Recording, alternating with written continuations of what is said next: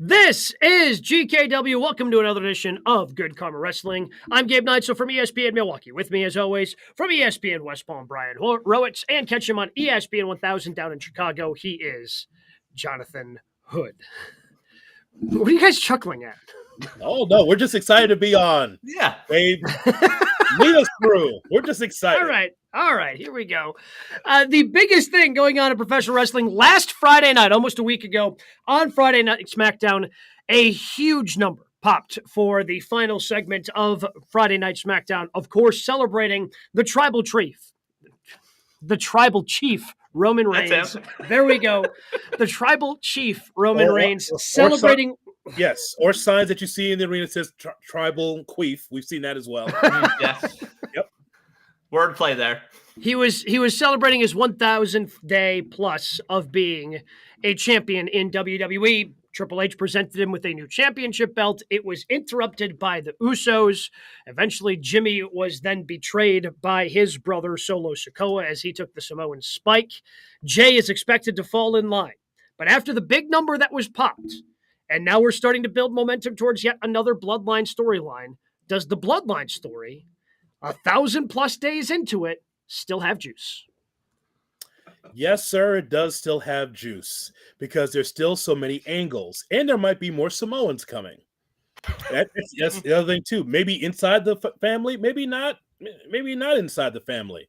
I just think that just what's happening right now with Heyman and Solo Sikoa, just the way that ended, and that's why SmackDown had such a great number, guys, is because people are just intrigued exactly what was going to go on there.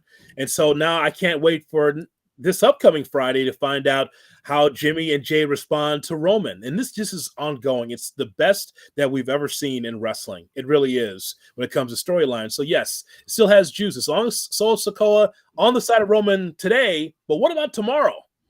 What about Paul Heyman? What side is he on? We know he's on the side of the Tribal Chief, but what else, right? It's just very, very interesting to me. Yeah, I mean, it's crazy seeing the numbers. You mentioned like the SmackDown, that quarter hour doing 3 million. Their YouTube is blowing up. There's a playlist right now. It's called The Rise and Fall of the Bloodline. It's 105 minutes of Bloodline content, over 1 million views in less than a week on that playlist. So like people are still consuming it, which is crazy, especially considering, the way Mania was and the Sammy stuff.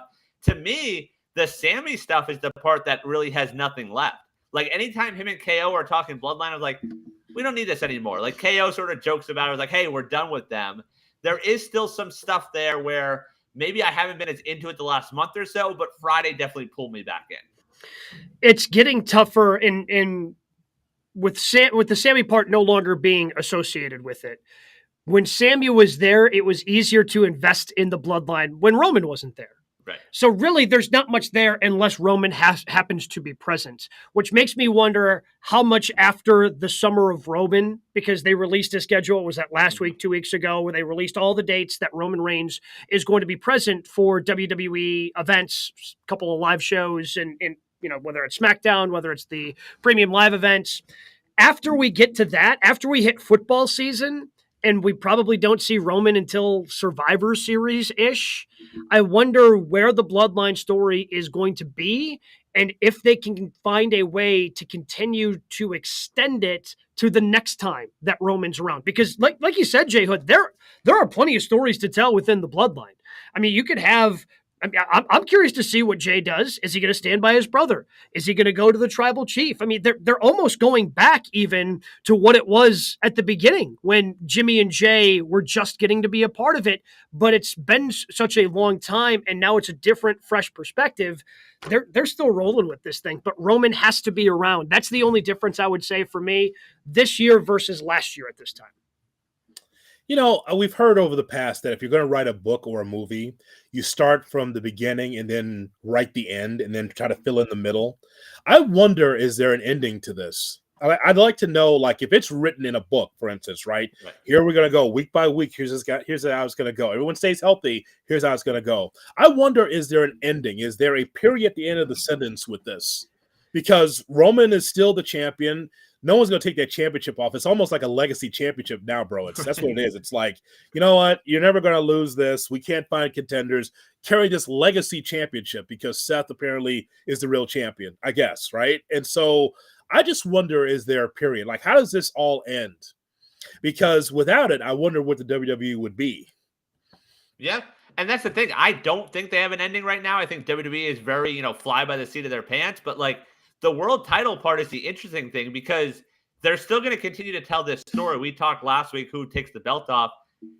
SummerSlam-ish, it's not going to be Solo or an Uso winning a title. So that means he's going to continue to be the world champion and continue to go through the summer. And then the only way you work it out where he drops the title is a random match at a random show, and you lose all the luster of him eventually getting pinned. Well, it kind of seems like Cody is still on the short list of being somebody, not right now, but he's somebody who could eventually take off the championship off of Roman Reigns. Like he's the only one I have on the short list. That's what they're trying to do with this buildup of him and Brock Lesnar. As they continue to build towards the third in rubber match in that series, they're trying to rebuild him up and continue to just kind of push him to be that guy that can defeat Roman Reigns. Like he's the only one I have on the short list of people who could potentially beat Roman. And I still don't know if that's going to be the guy, because you always know if they do it at a WrestleMania, it's going to be a last minute decision to take it off of him at a Mania, because they're going to hold out hope for as long as they can that they can get Dwayne versus Roman to main event WrestleMania. Well, you talk about dropping the title. Would you be disappointed if he drops it in a random Money in the Bank cash in? Solo and the Usos turn on him. He's laid out. Person X has the briefcase. They come out, pin him, and that's how the run ends. Depends upon who it is. Wow, you want LA Knight to beat Roman Reigns? Yeah. Let me talk to you. Close your eyes, ladies and gentlemen. Close your eyes. Listen to LA Knight talk. You'll hear Stone Cold and Rock at the same time. How does he do that? It's impressive. Be able to imitate two people at the same time, Frank Caliendo is jealous. It's amazing.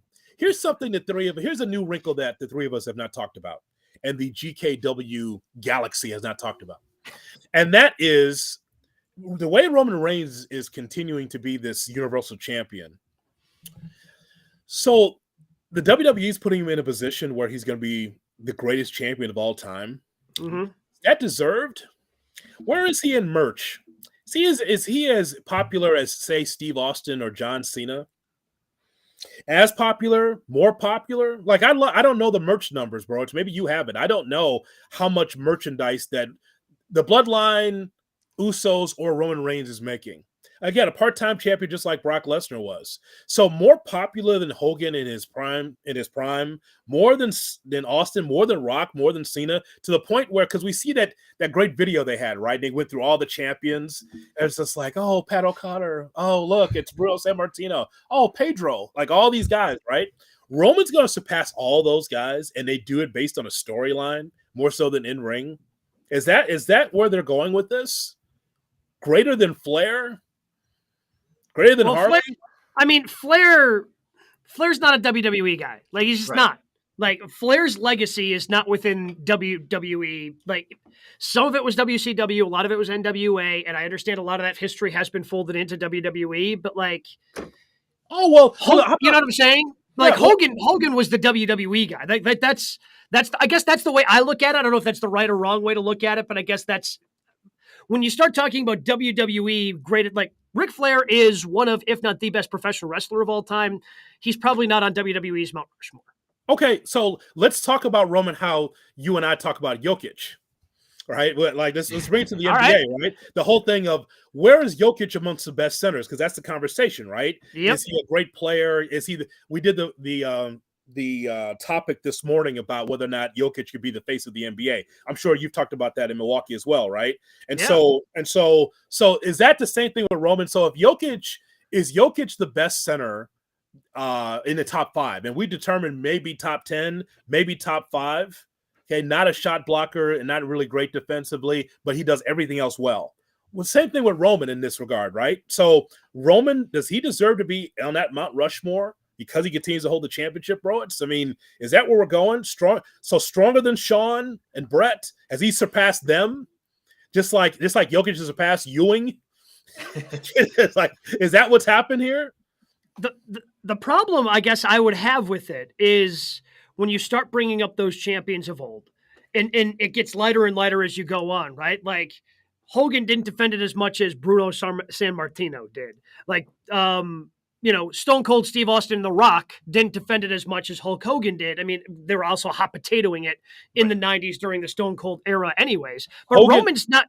Yeah, Hogan defended it more than Bruno. Okay. Only because Hogan's on the road for 365 days a year. And Bruno, remember, it's like what you said, which was one of the greatest comments of the show's history. You said that Bruno was like the AFL. Yeah. Right? So they're just Northeast Championship. It's just Northeast, wrestling pretty much. Hogan was global.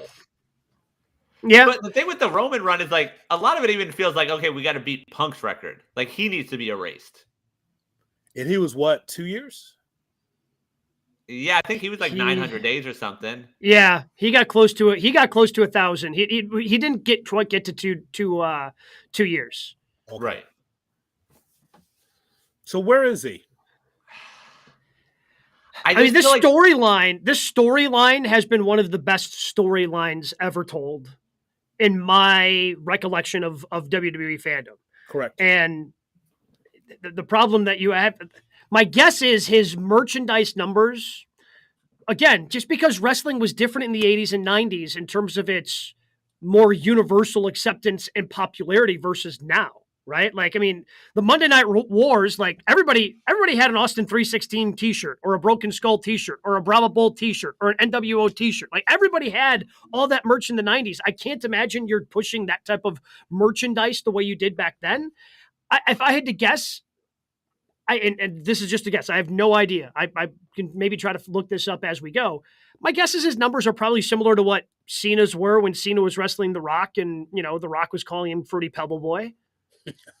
Yes, that could be. That's what I'm just trying to figure out. Like, if they're going to have him continue to be the champion, they're going to try to make him the greatest of all time. And I'm like, it's days holding the championship, but will he be one of the greatest? Is one of the greatest storylines I've seen. He's defeated a lot of opponents. He had when he does wrestle, he's had a lot of really memorable, fun matches. Great matches, hit or miss, yes. But that's the thing I'm wondering about, because I want to relate that to Jokic because it's just fresh in my mind because we talked about it this morning. Like is Jokic one of the all-time greats if he wins a championship? That kind of thing. And so I look forward to seeing how, because it seems to me that they're putting the workhorse championship on Seth. Like he's more the champion than Roman is. That's based on how things are being booked lately. Yeah, but like that still has the secondary championship feel, A, because AJ said it.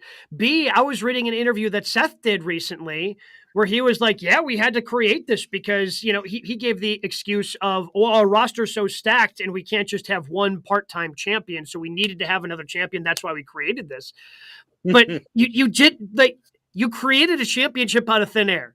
It's going to take, at least me, a little bit of time to completely accept this championship as being one that is, head and shoulders above the IC or the US title, above the, it's just, there's no context to it other than, well, we really don't know how to take it off Roman. So here you go, Seth. Have fun. And that's why, because of that, because they were booked themselves in the corner, like that's why I don't see this ending until WrestleMania 40. Because one, like you said, Gabe, there still is that hope. Hey, will Dwayne be there? Can we put the belt on Dwayne for a week? And two, they don't have any other way around this. Like, I don't think they're going to use Money in the Bank on Roman. Like, they're going to use it on Seth. Like, they don't have an ending to this right now, for better or worse. Because, like, we still gotten those great moments, but also they're sort of stuck at times where it's like, all right, let's keep this moving now, guys. Speaking of the championship, when it was unveiled to Roman, he saw the championship and he was kind of like, huh? I didn't think he liked it at first. He made a face. I don't know if he saw it beforehand, but it was kind of like, oh, it's a championship, but it's just gold. Oh, okay, great. Thanks. Another championship. By the way, are we Paul's standing in the background with both. Like Paul's been background with the other two. Your dream was coming true of Paul just like having to lug both around. My tribal chief, what about Jay? Are we thumbs up or thumbs down on the belt, by the way, the new championship? I like it. I like it more than the Universal Championship, or excuse me, the Heavyweight Championship they put out. Yeah, thumbs in the middle. Yeah, it's just sort of eh. Like, nothing like too special. No, So I you mean get- it's the exact. It's just different colors and Right. has one different word on it, right? Like it Right. says undisputed instead of universal. It's basically the same as the other two he's already holding. I give them credit for not going down the spinner route. I could have seen them doing that for some reason. I just like the idea that they're just never going to get away from that model. It's the same logo in the middle and pretty much the same title. Well, but Reportedly, we're going to see women's titles soon. They're going to drop the words Raw and SmackDown from the women's titles. I know it's crazy. I saw those reports out there. They might be getting new belts there. But I understand why they decided to go this route. For anybody that was hoping that the winged belt would come back from the 90s, like they get too much marketing from sending one of those belts to every championship team that you see on every single championship parade. Like every championship parade, there's somebody holding that WWE championship belt. And guess what you can't do with the winged belt from the 90s? Like that WWF was way too small on that bad boy to be a marketing tool the way it is now. But you've got 2 belts now. So Cody can have the winged belt and you can send the Seth belt and do it that way. So the Bloodline storyline still has juice. Lots of juice, plenty of juice. Mm-hmm. We move on. We touched on a lot of different things there. The other top 3 storylines going on in the world of professional wrestling, we'd like to call it our 3 counts. Browitz, what do we have at number 1? All right, we don't know where the Roman world title is going, but some other wrestling world titles. Seth Rollins defended the world heavyweight title against Damian Priest on Monday. Raw ends with him and Finn Balor face-to-face. In AEW, MJF and Adam Cole will have an eliminator match next week on Dynamite. So which world title storyline has better potential? MJF and Cole or Rollins and Balor? I am disappointed they're doing an eliminator match. Like I like the promo. I like the promo that those two had. I'm like, okay, all right, when are we going to do this match? I'm all in on it. And then all of a sudden, like just buried in there with 1,000 other matches that Excalibur had to try to quickly get in. Like, oh, next week is going to be an eliminator match. Like, oh, so he has to win. So this all could just come to a crashing halt next week. Like, you got me excited. Like, no, if MJF has his shoulders pinned down to the mat, 1, 2, 3, I want him to lose the damn title. I don't want it to be now you get your opportunity. That's such WWE booking, and I hate it when AEW has done these eliminator matches. So that honestly cooled me after being so excited after the Cole MJF promo. Maybe it's just my patience or lack thereof. But can MJF do a promo without mentioning the WWE? God almighty, man. Like, so you're going to bite off of Adam Cole's promo that he had in NXT. Yep. You're going to bite off this internet rumor that Adam Cole was going to be the manager for Keith Lee. What I mean, so and by the way, nice insider thing, but Colorado Springs didn't get half of that. Nope. And that was a kind of for a D town, and it's kind of an insider crowd. They didn't even get that line. It's kind of like, can he just do a promo, just cutting down Adam Cole? The CCW stuff. Okay, that's fine. That's background. But then you're talking about him. You're talking about like, go after Britt. That's fine. I have no problem with that. But just the inside stuff, it's just like, dude, you're not original when you're just utilizing all the internet stuff and all the insider stuff, because you're only talking to that much of the audience, quite frankly. You are. Yeah. I mean, that family of 4 that's going there that are really WWE people that are coming to AEW because they're, that they came to your backyard, they came to their, hometown. They don't know half the stuff he's talking about. It's just weird. MJF and Cole is the match I'm looking forward to, because this is going to help build MJF, quite frankly. You got a veteran in Cole, and it's going to be a banger, and MJF's going to come out on top. So I really think that helps MJF in that situation. Well, that's the thing. I agree with you, Gabe. I hate the eliminator thing, because a lot of times when they've used this eliminator thing, it's just to throw in a random, mid-carder that's not really in the world title picture. Like, hey, Dante Martin's going to compete for the world title in an eliminator match. Yeah, there's no storyline, right? They just needed the champ to be on TV, and they're like, oh, and because it's the champ, they decided to throw some stakes on it. You know what's going to happen. You just know it's going to be a good match. But you got me invested, because I guess, I mean, some of the MJF stuff for me yesterday was Like I kind of forgotten about him. Like, oh yeah, that's right. Those things did happen. I really liked the way Adam Cole bounced back from it and like Yes. fired back at him. Like it was just great to see him be in a meaningful storyline as he continues to build his redemption story, coming back from the injuries and things that he was suffering from. But to throw it in an eliminator match again, like, so I want this feud to continue, but in order for it to continue, MJF has to lose.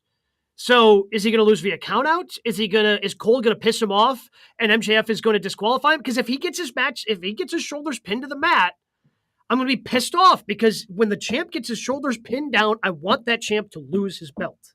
Yeah, that's the thing. I feel like either of them losing really hurts them. Like even Cole losing in that situation, like it hurts his momentum.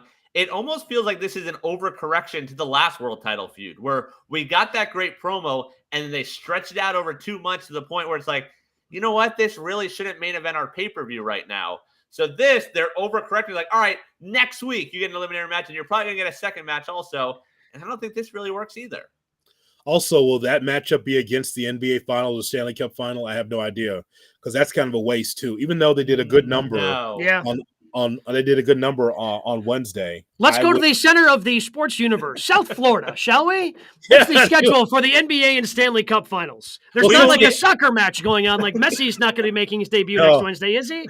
No, Messi's not here yet. NBA Game 7 will be Sunday night, but Heat will win in 6, so we're good there. Panthers Game 7, they got to do some winning there, I believe, Monday. So we're clear on Wednesday. No sports on Wednesday. Time for me to catch back up on some TV shows. My apologies to my wife for these last 2 months. Well, you can understand. I know it's a bastion of great sports action down there. You haven't been able to watch regular programming since maybe March Madness. Before March Madness? Yeah, Yes. So I understand. It's been she's been a sports widow for a long time here, so I completely understand.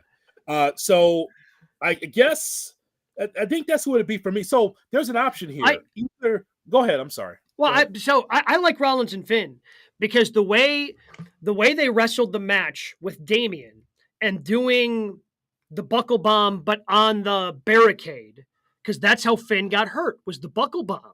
And, Rollins pointed to the shoulder that he hurt when Finn had to surrender that championship. And like that, again, it's a small niche, very niche thing, right? Yeah. Very much like MJF stuff. But if you've been paying attention to WWE, Hunter, because I know that's not Vince storytelling. Hunter is allowing these guys to recall some things from the past, which get me a little bit excited. So I am looking forward if they keep dropping these Easter eggs and allow some long-term storytelling between Rollins and Finn, I can get behind that. I'm just saying that MJF and Cole is a fresh match. That's what I mean. That's what I'm looking forward to at the moment. And I think that this will make MJF even more beating a veteran like Adam Cole. It won't hurt Adam Cole because he's still a top 5 baby face in that company. That's kind of how I look at it. Like, I'm not, and here's the thing.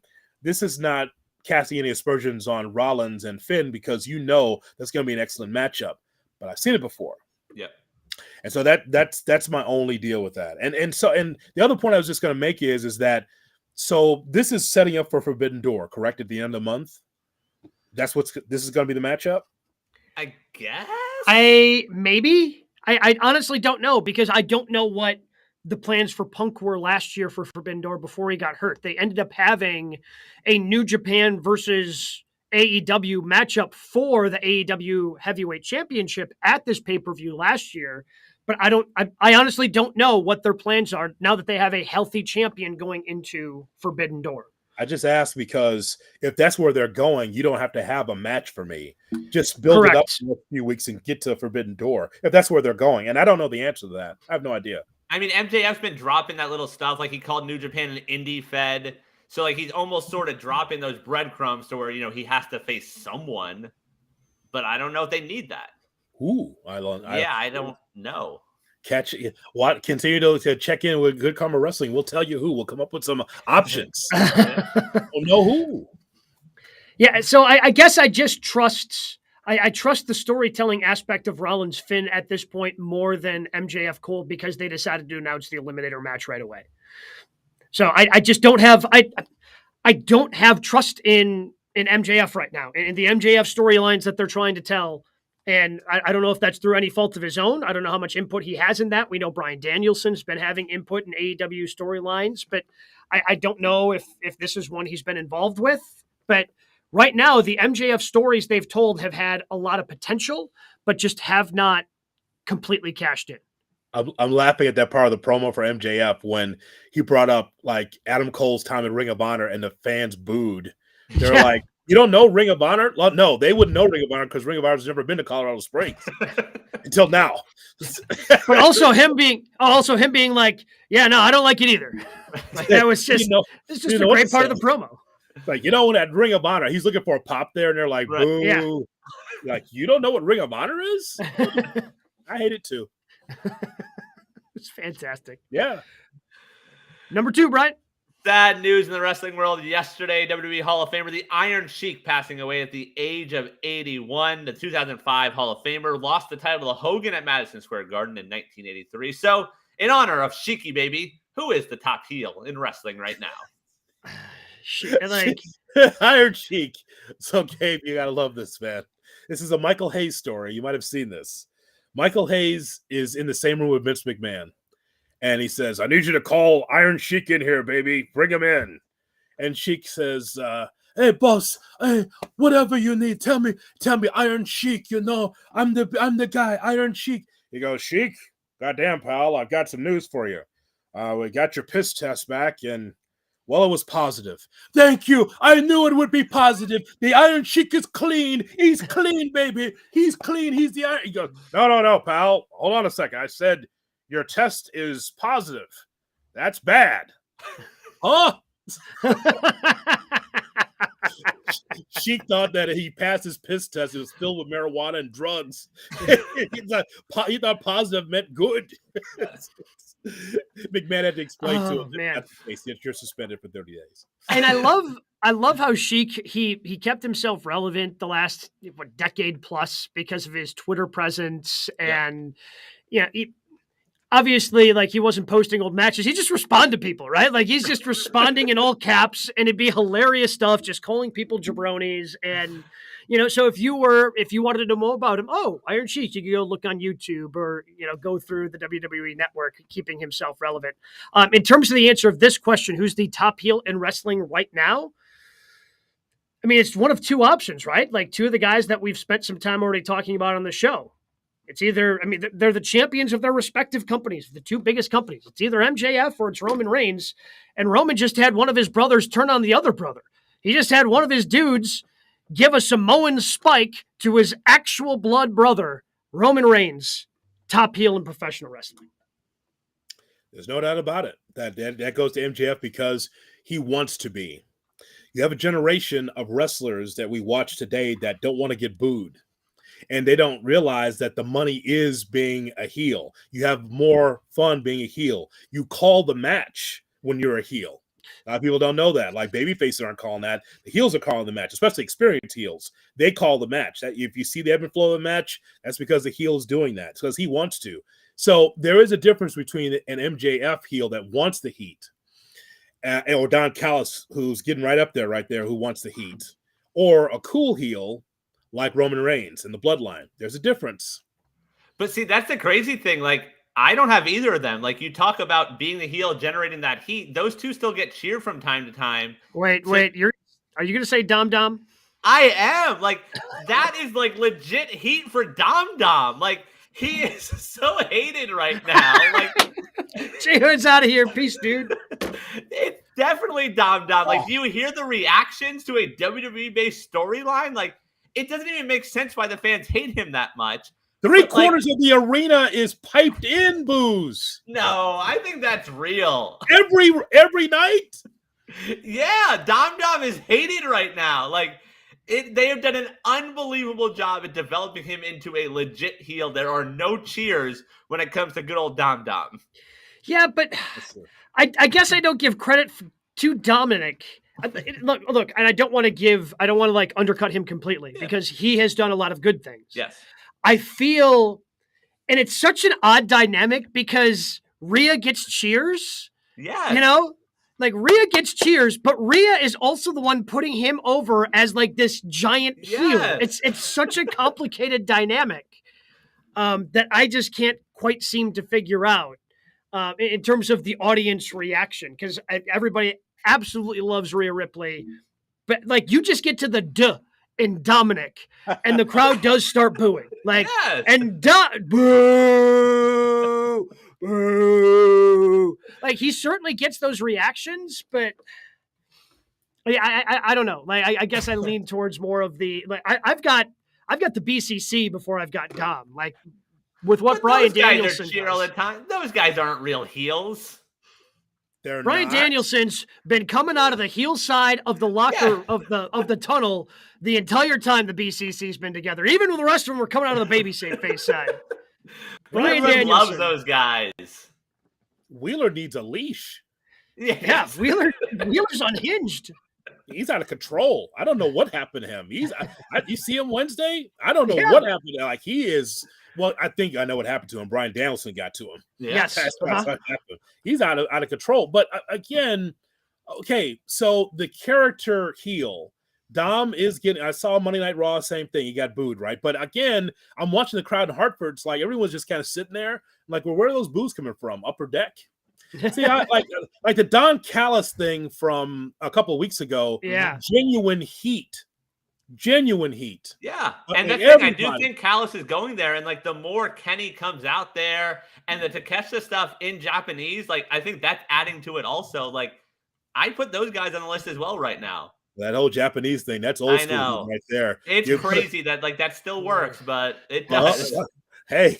Look, hey, WWE's doing it right now too with Asuka, and it makes me uncomfortable. Like leaning on xenophobia to get heat is just makes me uncomfortable in 2023. I'm just going. I just want to put that out there. RASSLIN, that's wrestling. That's what it is, man. In 2023, put a Japanese guy on the mic and boo him just because he's Japanese. I mean, that's what it is. I mean, that's the only reason why they give him the mic. Like, you don't speak English, you take the mic. Like, oh man, like that's as old as the hills. That's an old trick there. Oh my God.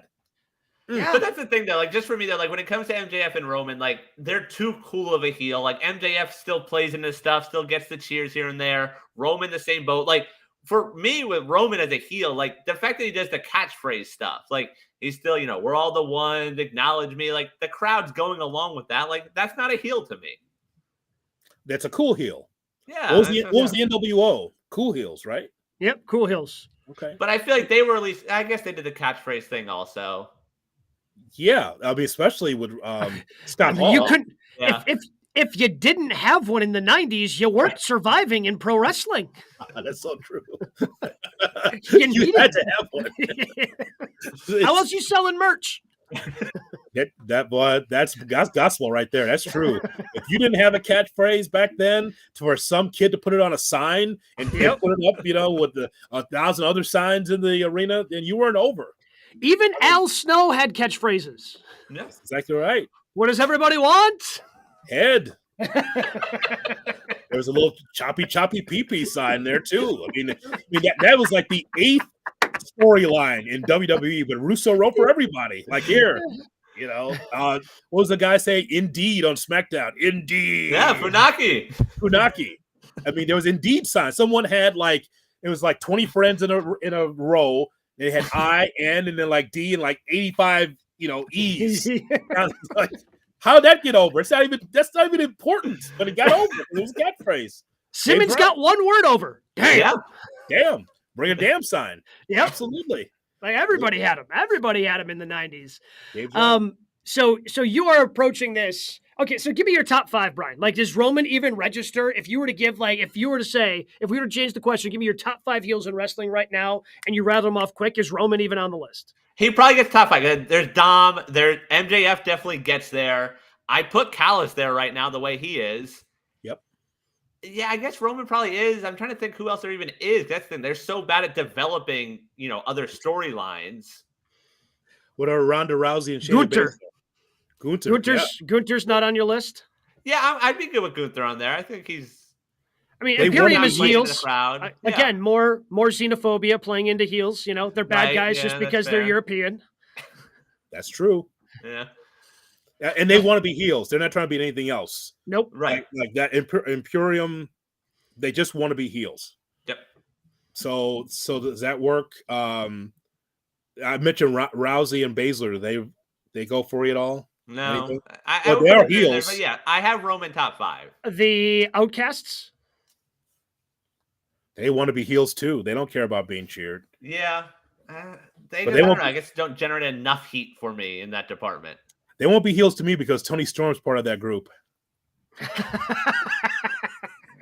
But like to me, the cool heels that like JAS are supposed to be heels, but we're singing along to the theme song, and Daddy Magic's doing Daddy Magic things. Like it's hard to look at those guys as heels. What you gonna do? What you gonna do? He's got a Magic 8-Ball hat, jacket on. What is he? This is 1985. He's a character. I love that guy. Yep. Which is why he can't be on this top heels list. Right. I love that guy. I'm trying to think if we're excluding anyone. If there's somebody else who we're just looking past that should be on this heel list. Ospreay? Guevara, but I feel like he might be going the other way at this point.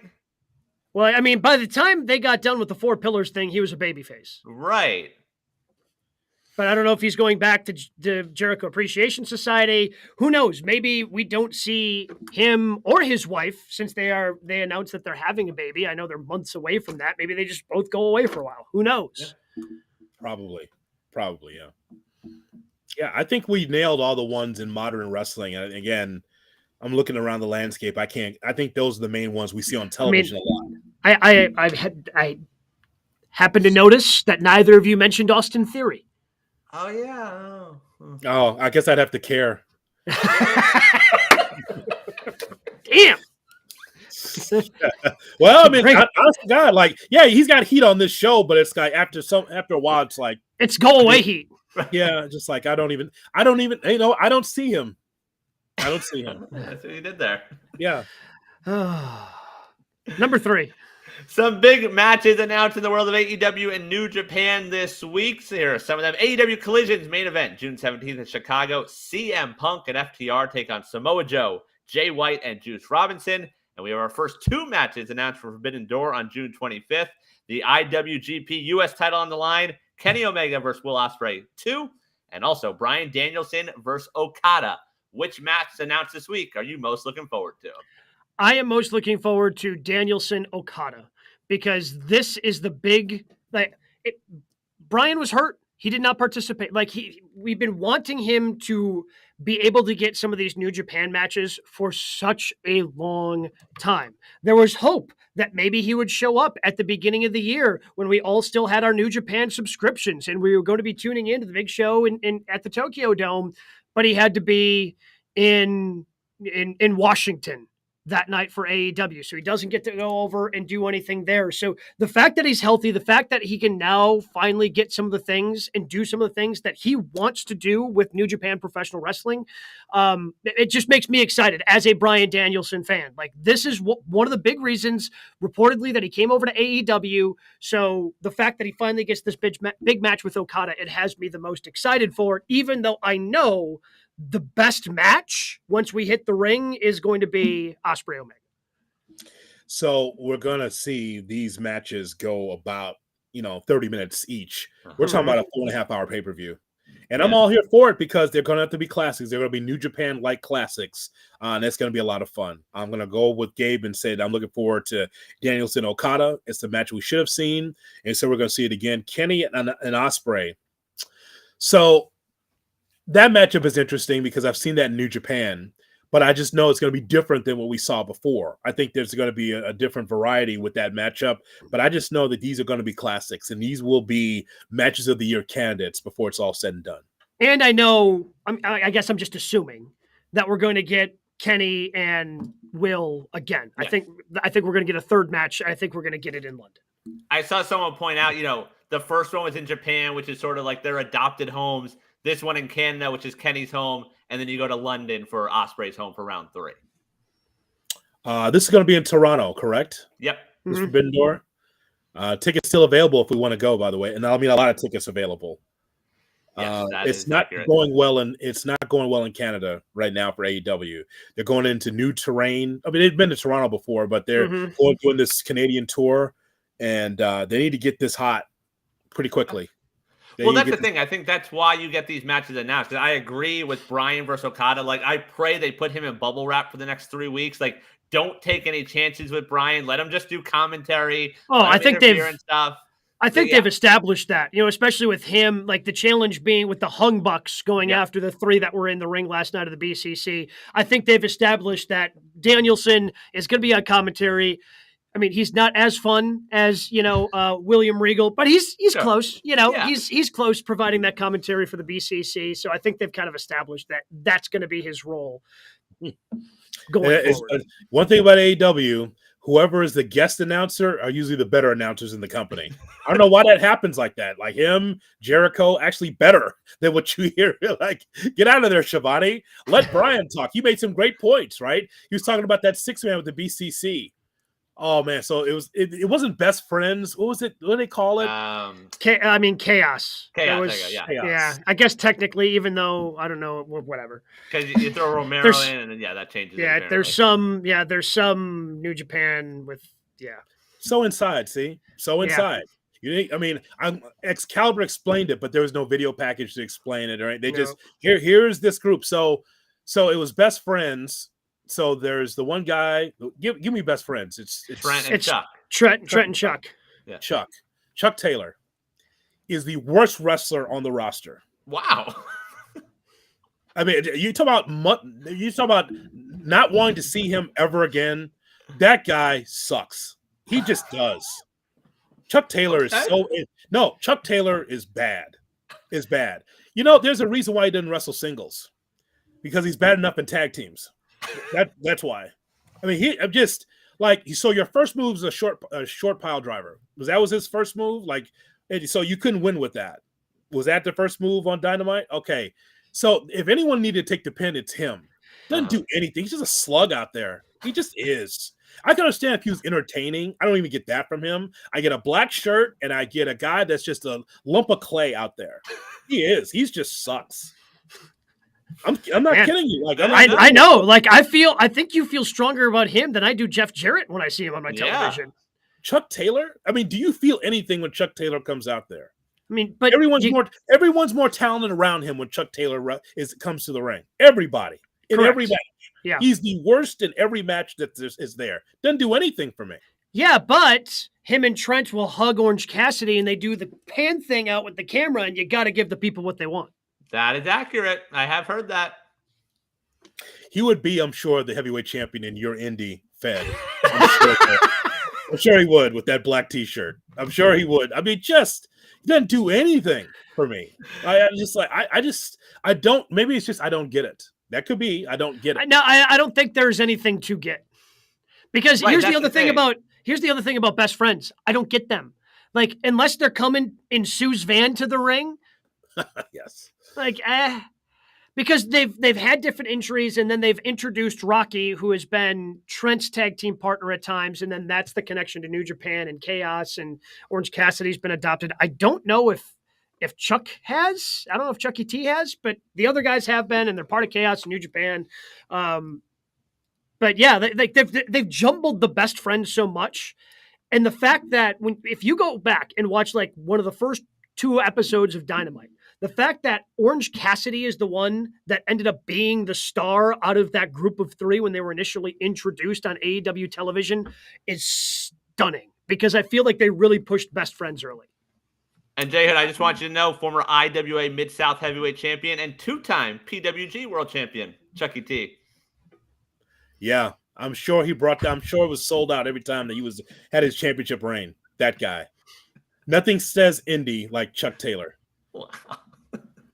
I mean, because I don't see anything. Like, I don't know what I'm watching when I see him. You don't do anything. And I don't think they've told the story in AEW. Like, no. I've seen stuff with the best friend, and like we know they're close with the Bucks, but like, no, in AEW, it's one of those like, oh, just assume everyone knows who they are already. I think this is the harshest critique we provided a wrestler on this show. Yeah. Well, there was Jeff Jarrett. And Austin Theory. Yeah. No, I just want to be. I mean, I just want to know every wrestler I see. If you're going to get over, is what's your gimmick? What's your deal? What do you do? And you hug the rest of the best friends. That's all I know about you. And you wear a black singlet, and you have Kentucky Gentleman on your ass. And I don't know what that means either. Kentucky Gentleman. He sucks. It's a fair point. He sucks. Very fair point. I recoil every time he's on my TV. The other thing, though, with these matches, like, it's weird to look back at, like, you know, you mentioned Bryan and Okada. Like, that's one of those fantasy matches that it's still crazy we get Bryan in a ring, but we're going to get that in the middle of this show, I'm sure. Like, it's not going to main event. It's going to be a random half hour in the middle. And getting Jay White and CM Punk in a ring together in a couple weeks, like, that's still something that's just sort of, like, hard to wrap your head around that that's actually going to happen in Chicago in a week and a half. Who's taking the pin? Juice. Rock Hard? Yeah, that's what Juice is there for. That's hard to say about Joliet, Illinois' own Juice Robinson. Yeah, you know what? Bro, is right. That's what he's there for. Yeah. I just want to know what happens with Jay White from here because he's very talented. He walks in as a top 5 wrestler in the company. Quite frankly, he is. Yep. And this whole thing with Ricky Starks is also weird too because I thought Ricky was on his way, and now it's like he needs more tag team partners to gang up on this brand here that they're fighting on. Bullet Club Gold. I'll tell you what, like if they get a little more character work behind Jay White, like I'd be cool with Jay White going into the title picture. Yes. Like, I just think he needs you just need more reason to care at this point. Right now, he's just upholding a New Japan shtick, Bullet Club, which has been around forever. And people, like, even if you're more on the casual end of AEW fans, like, you've heard of Bullet Club, right? Like, so you can recognize it. It's something that you can recognize. So if you dive into more character work and start developing that a little bit more, Jay White could be in the title picture. I mean, hell, he could be next. He could be after Adam Cole. Mr. War of 2024. People have a bidding war. Okay, bye. Go to WWE. I want Jay White as my champion. Yeah. Seriously, that's how I feel. Like, oh, you keep talking about WWE. Okay, go over there. And they'll make you Max Fried, the ball player. That's what they make you. They're going to make you a left-handed pitcher. That's right. He'll be Abe Knuckleball Schwartz again, just like they had in WWE. You're going to be Max Fried under Vince. Don't give him any ideas. Oh, goddamn, pal. You're on the juice? You're not very tall. Seems like you got a good microphone. Why don't you do one of these shows? Why don't you do like one of those Miz shows? He would be destroyed. He'd be making money, but he'd never be the same guy. Never. So we mentioned Jay White. Are we excited for the return of CM Punk in the ring? I think so. Well, yes, and this is how you do it.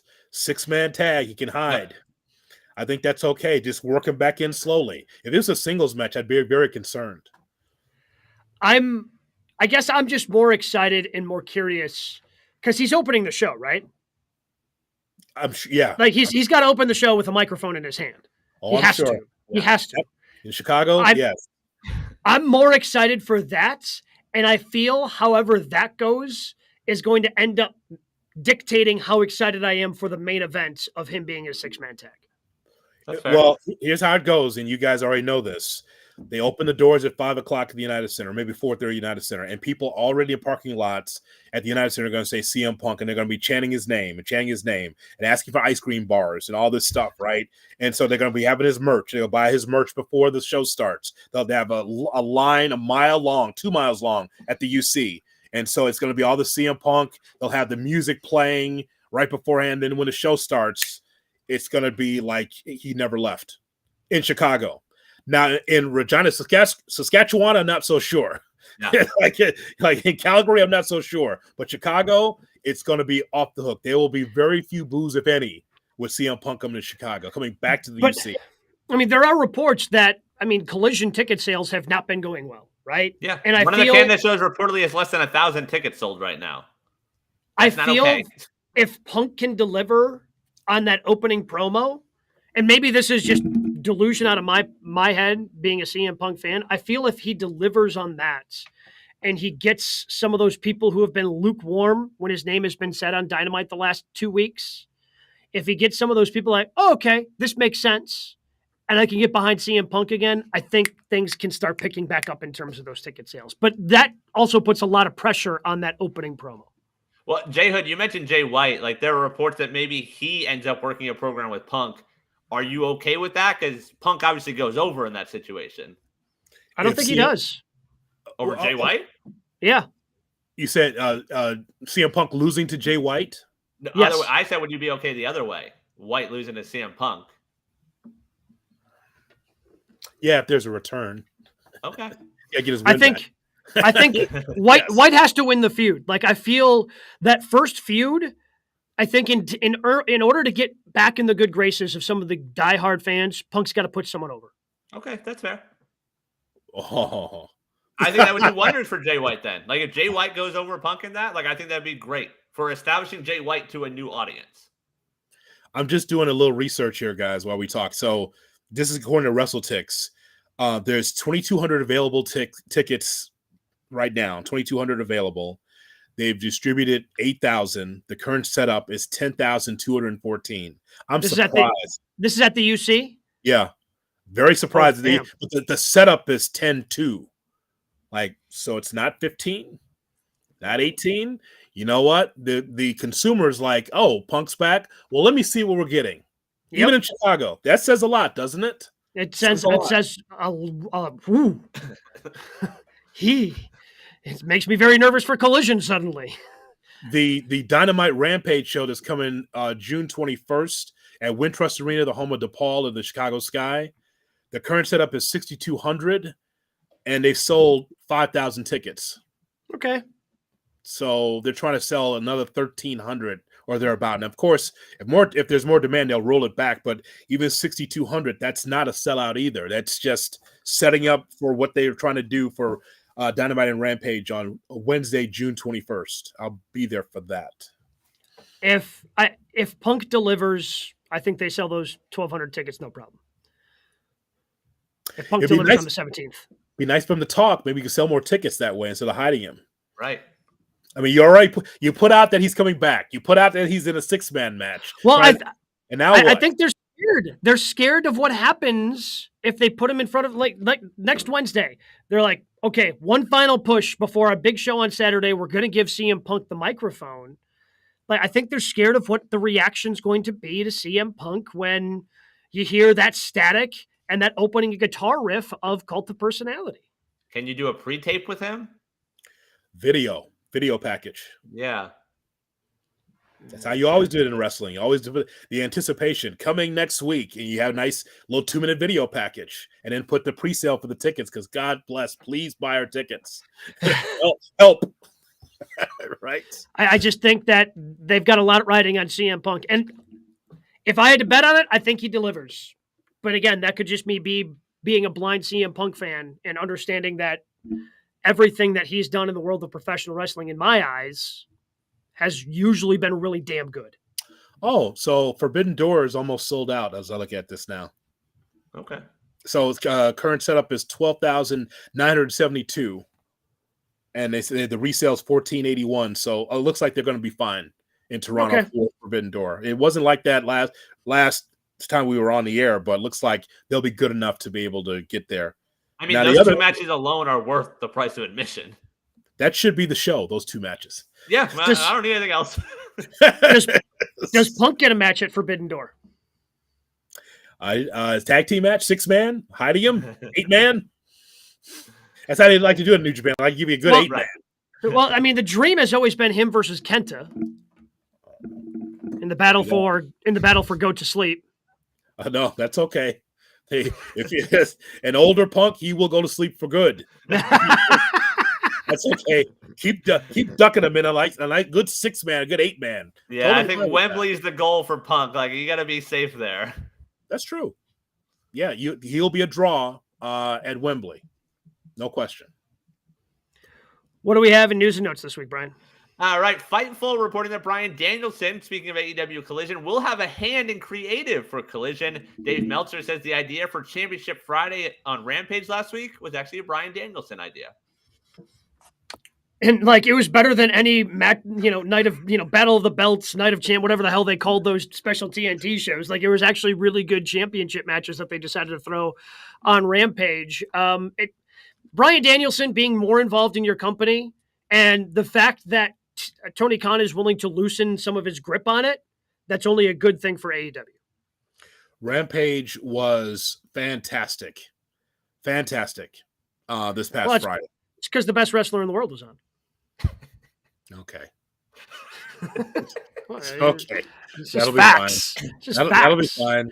That'll be fine. Thank you. And it was Championship Friday. I mean, it's a big moment. Well, okay. Never mind about the bad. I just think they did a really good job. I think they did. I thought that at least there was a theme to it. Okay, was it real pure AEW against AEW? No, but you see, they're trying to get ready for a Forbidden Door. So I thought it was fantastic. If Brian has something to do with that, that's fine. As I've told you guys over the months, before New Blood came into AEW, Tony Khan was booking everything, and that was a complaint. I'm like, got Big Show back there, Mark Henry, Arn Anderson. A wealth of knowledge. You're not talking to them. And yeah, you can preside over the booking, but you can ask. Don't just do this by yourself. And I think it's good that he's able to trust more. I think that's good for the company. Speaking of Forbidden Door, Sports Illustrated reporting that Tony Khan and Mercedes Moné did have significant discussions about Forbidden Door prior to her injury. Yeah, I think she was supposed to win the championship that Willow ended up winning, that women's strong championship. I got to imagine that if she was holding some sort of championship that was associated with New Japan Pro Wrestling, she would have been a part of the show. Whenever she's healthy, I think it's only a matter of time. I don't think it's like a permanent thing where she'll be a permanent member of the AEW roster, but I think it's only a matter of time before she shows up in AEW. When she jumped off the apron, because I watched that match and she hurt herself, I just want to know the machinations of how that worked, right? How do you tell Willow, you're going to have to go over? What? Like, how does that work, right? Because you know how the matches goes to go. I mean, I'm sure Moné was a really, really strong favorite to win. This is no shot at Willow because I'm glad that she got her opportunity because she's a supreme baby face. She's a hard worker. She deserves this. But I just wonder, like, inside, like, how that worked, right? Well, it was the referee Japanese. I think he was. So that's the thing. Like, how do you tell him? Well, they tried to do a finish, and like the referee only counted to 2, so they had to like do it again. And I guess Willow's going over. Here we go, 1, 2, 3. Like they had to. It was kind of a wonky finish at the end because again, like he was probably assuming that Mercedes was going to win too. He's like, "Wait, are you sure? You sure? I have 3. Okay, I guess 1, 2, 3. I'll do it here." But got lost in translation there, I think. Yeah, right. Because that's anyone else like, hey, tell her to go that she's going over. Yeah, that's not what the office said. Sorry, I'm hurt. She's got to go over. Don't know what you mean. It's like, so I wondered about that. It was a hell of a match, but I'm happy for Willow, but we'll see Moné. That would have been the great backdoor way to get Moné in there. Yeah. Without really being AEW talent. That would have just made it for me. That's all right. She'll get another opportunity. Yeah, I feel like they can still work in a one-off. Like, I don't know what the recovery's like, but if Wembley's even an option for her, like I'm sure she'd love to work that. I guess the last I saw was the injury was not as serious as initially feared. Okay. So, I mean, I guess I don't know what the timetable, but I would think that if it's not as serious as you thought, Wembley could be on the table, especially if our hypothesis is true and we get another New Japan Pro Wrestling person over there in Ospreay. If you're going to be doing Omega Ospreay 3, it's not that far of a stretch to have another New Japan Pro Wrestler be represented there. Injury news, Mike Johnson of PW Insider reports Braun Strowman underwent neck fusion surgery this week. He is out for the foreseeable future. He's been off TV since March. Neck fusion surgery is always scary. I mean, we don't even know like how far up or how far down it is. I do a show in Milwaukee with somebody who had neck issues, and that's why he ended up retiring from the NFL. And that shit, frankly, is scary. Like he's told the story of he got released by Mark Chimura, who I do the show, Jen, Gabe, and Chewy. Check it out, ESPN Milwaukee, 7 to 9 a.m. Central Time. He was released from the Green Bay Packers, and he was like just in the gym doing like a row, and he was supposed to fly out to Seattle to like go for a visit with the Seahawks. And while he was doing a row, like couldn't feel his hands anymore.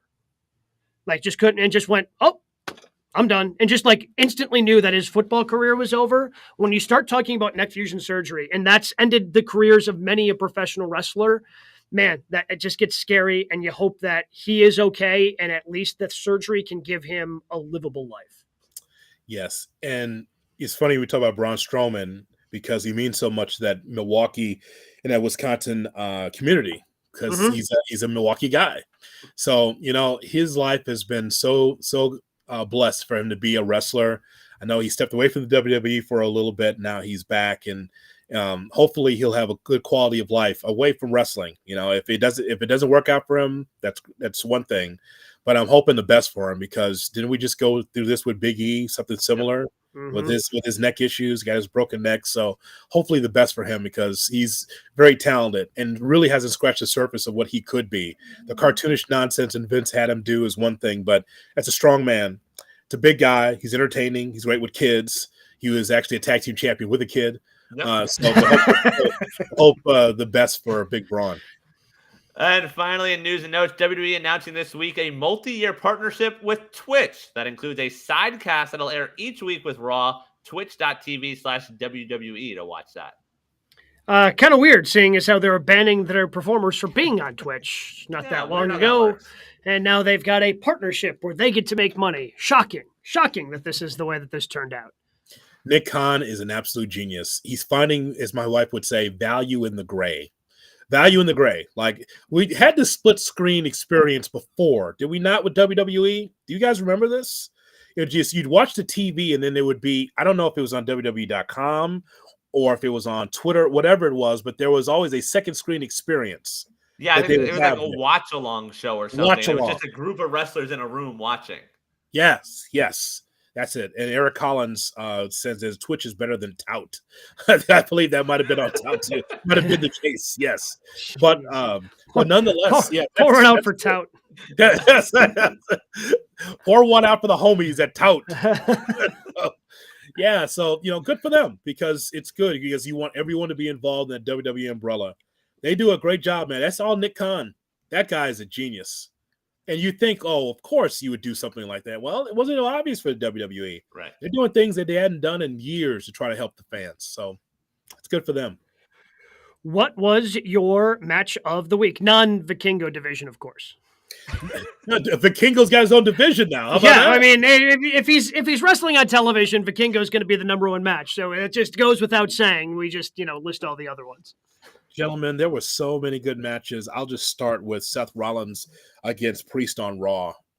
It's funny. They say Vince was in Hartford, of course, is a short drive from Stamford, right? And it's like, and I saw that on Fightful like an hour before the show, like, oh, shit. and Vince was there with like benefactors and people from Endeavor. And so it's a whole group. And I'm like, I was thinking he had an office set up in the back for him. Like, oh, no. Look what I'm gonna do! And actually, Raw was fantastic. Yeah, I don't know what happened. Was really good. Raw was really good on Monday. Yeah. So Rollins and Priest, man, let me tell you, some of those near falls for Priest, I thought, what if? And that's when it's a good match, right? Yep. In the front of your mind, Seth's gonna get over. In the back of your mind, boy, there's a lot of near falls there. They're making Priest, man. He's gonna be something. Oh, yeah. He's more than just that. He's gonna be something in this company. Well, it seems like they're setting up the end of Judgment Day. So does Priest end up as the face there, and then he goes over Finn at the end? Don't you think that Priest is a baby face? Is going to be a character baby face? Yeah. Soon? Yes. Yeah. So that's to your point, bro. That's how it's going to happen. Because at some point, Finn's going to get on Priest's nerves. There's already a little bit of a disconnect there because Priest asked Finn, "Why'd you come out there? Like you said, you was going to be the back is one-on-one. Why'd you?" So already you see a little the wheels are turning toward a babyface run for Priest. The other one I'll throw out, it was from Monday. Also, what about Gunther and KO? Oh, that was fun. Gunther versus KO, like it just happened so quickly, right? And I got excited for it immediately. I'm like, yes. Yeah. I mean, KO is gonna, he's gonna take some chops here, but this thing is gonna be physical and it is gonna make some people uncomfortable, but it is gonna be awesome. There's a lot of others from AEW as well, but let me just give a short shout out to Rousey and Baszler. You may not like them, maybe you feel like they're not really pro wrestlers, but they gave a lot to Carter and Chance. More than I thought, actually. I thought, oh, it's a squash match. Nope. Actually, those NXT girls, they now in WWE, pretty good. Gave them a little something. I said, okay, this is more of an even match than I thought it would be. So shout out to that match because I thought it was just filler. Not bad. It's weird. It's only been a few weeks, but I feel like the NXT call-ups are getting treated better than when they used to call up the black and gold NXT stars. Well, and here's I guess the next problem. The fact that Braun Breaker is challenging Seth Rollins for the heavyweight championship, but Seth has to go to NXT for it. Now, if you're trying to build up the heavyweight championship as this equal championship, we're trying to elevate it. Guess what you shouldn't do? Defend it on NXT. Well, all I know is that Seth Rollins is a veteran, and you don't want to blow out a knee being on NXT. You know what I mean by that? Like, it's one thing for Orange Cassidy to do it because he's a kid, right? He's still a young guy. I mean, veteran in the indies, but you roll him out there every week. He gives you a good quality match because he's young. He can take it. Seth Rollins has been injured before. Don't let him just go out there and be this workhorse champion on every show. Come on now. Come on. You got to keep him special too. You got to reward those 600,000 that watch every Tuesday, though. So they're going up to 615 with Seth Rollins being there. Let Austin Theory defend the U.S. title there. That's your reward. Seth doesn't need to be in NXT. No. And by the way, you're bringing Seth in to take on Braun Breaker to bury Braun Breaker? Right. Why does he need that match? See, don't do that. Nope. No, you were still waiting for him to come. Obviously, there's a reason why he's not on the main stage yet, because he's had his babyface run. Now he's going through his heel run, but there's no reason for Seth to take him on to bury Braun. Don't do that. That doesn't make sense. Yep. Because especially if Braun's not coming back, like if Braun is still going to be in NXT, so he's got to just take it right from the fans. Like, hey, you lost to Seth, blah blah blah blah blah. You lost to Seth. He doesn't need that heat. Doesn't make any sense to me. But I sidetracked us from other matches of the week. You had some in AEW that you wanted to mention as well, Jay Hood. Bros, did you have one? I have several. I mean, the other one I was talking that you mentioned Orange, like him and Swerve. Like, I feel like they're wasting Swerve so much. Like, there needs to just be more for him to do. But anytime he's in the ring, he's going to perform. I thought that Swerve was going to go over yesterday. Yeah, I thought it was going to be the end of the Orange Cassidy because it feels like they're trying to maybe do something more significant with Swerve, and that him winning the international championship would be that next step. And I was a little surprised that he lost. Yes, I think that was the best match on Dynamite, actually, because the main event felt a little flat to me. Yeah. And you guys, you mentioned Gunther and Owens. Even though I may not have liked the finish, I did like the match. Yep. That's fair. And I guess I knew going in there was going to be some sort of wonky finish, right? Because they weren't going to have Gunther lose clean. So you had to come up with something a little bit different where there's a bit of distraction, ends up being a roll-up on KO, and KO can absorb it right now. It's fine. Yep. So much pro wrestling going on, and we'll see how CM Punk is treated as they continue to make that run-up. We are just 9 days away from that debut of CM Punk. WWE continuing to build up. And by the way, I like the qualifying matches. It gives some of those matches more meaning. I like some of those things that they've done in terms of that for Money in the Bank. WWE continues to build on that. We'll talk about it all next week. We will right here